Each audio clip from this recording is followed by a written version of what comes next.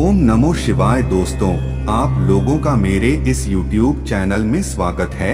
आज हम देवों के देव महादेव की अर्धनारीश्वर स्वरूप की कहानी के बारे में बताने जा रहे हैं कि आखिर क्यों भगवान भोलेनाथ को अर्धनारीश्वर स्वरूप धारण करना पड़ा।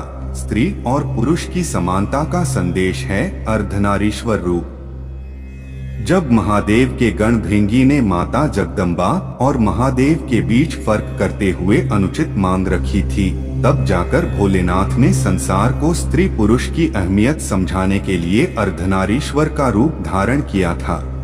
महादेव के अर्धनारीश्वर रूप के बारे में सभी जानते हैं, लेकिन क्या आपको ये पता है कि महादेव और माँ भगवती को ये रूप भृंगी की एक अनुचित जिद ही वजह से धारण करना पड़ा था, ताकि संसार को ये संदेश दिया जा सके कि दुनिया में स्त्री और पुरुष दोनों का अपना स्थान है, न कोई किसी से कम और न कोई किसी से ज्यादा है। दोनों के साथ मिलने से ही ये सृष्टि चलती है।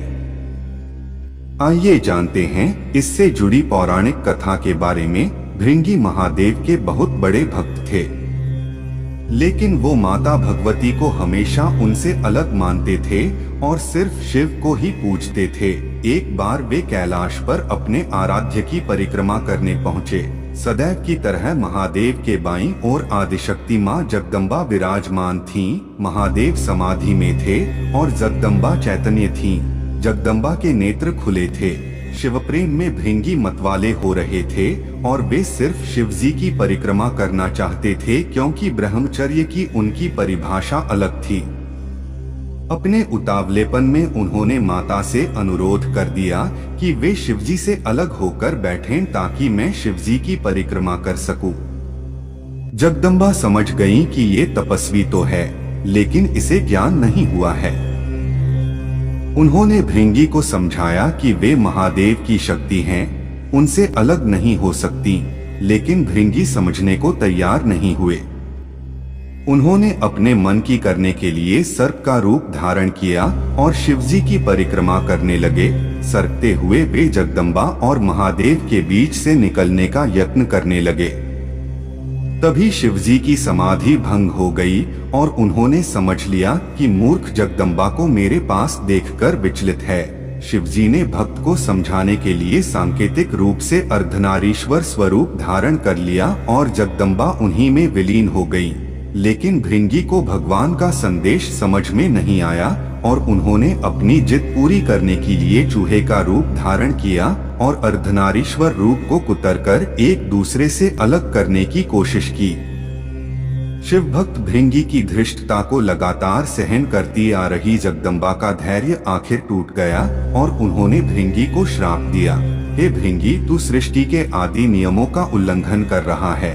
यदि तू मातृशक्ति का सम्मान न करने में अपनी हेठी समझता है, तो अभी इसी समय तेरे शरीर से तेरी माता का अंश अलग हो जाएगा।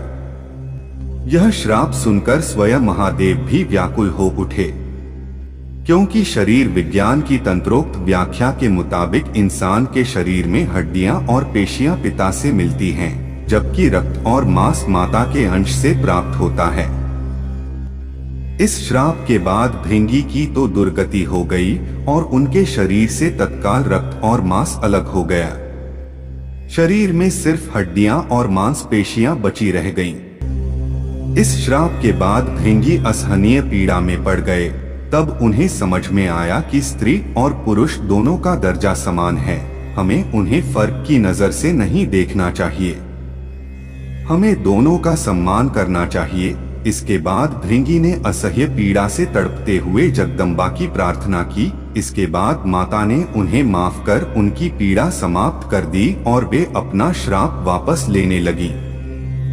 तभी भृंगी ने उन्हें रोक दिया और कहा कि माता, मेरी पीड़ा दूर करके आपने मेरे ऊपर बड़ी कृपा की है, लेकिन आप मुझे इसी स्वरूप में रहने दीजिए ताकि मेरा ये स्वरूप संसार के लिए एक उदाहरण बने कि स्त्री और पुरुष में फर्क करने वाले लोगों का क्या हश्र होता है। भक्त की यह बात सुनकर महादेव और जगदम्बा दोनों पुलकित हो गए। अर्धनारीश्वर स्वरूप धारण किए हुए माँ जगदम्बा और पिता महादेव ने तुरंत भृंगी को अपने गणों में प्रमुख स्थान दे दिया। तब महादेव ने कहा कि अब इस रूप में तुम्हारी उपस्थिति इस जगत के लिए संदेश होगी कि नारी और पुरुष में भेद करने वाले की गति तुम्हारे जैसे हो जाती है। पुरुष और स्त्री से मिलकर ये संसार आगे बढ़ता है। दोनों का अपना स्थान और अपना अस्तित्व है। तो इस पुरानी की कथा से हमें यह संदेश मिलता है कि हमें नारी और पुरुष के बीच में फर्क नहीं करना चाहिए, क्योंकि इन दोनों से ही पूरा संसार चलता है। डिस्क्लेमर: इस लेख में दी गई जानकारियां और सूचनाएं माध्यमों, ज्योतिषियों, पंचांग, प्रवचनों, मान्यताओं, धर्म ग्रंथों से संग्रहित कर ये जानकारियां आप तक पहुंचाई गई हैं। स्पिरिचुअल मोटिवेशन टीवी इनकी पुष्टि नहीं करता है। हमारा उद्देश्य महज सूचना पहुंचाना है। अगर आपको वीडियो अच्छी लगी हो तो चैनल को सब्सक्राइब करें और वीडियो को शेयर करें। हर हर महादेव। ओम नमः शिवाय।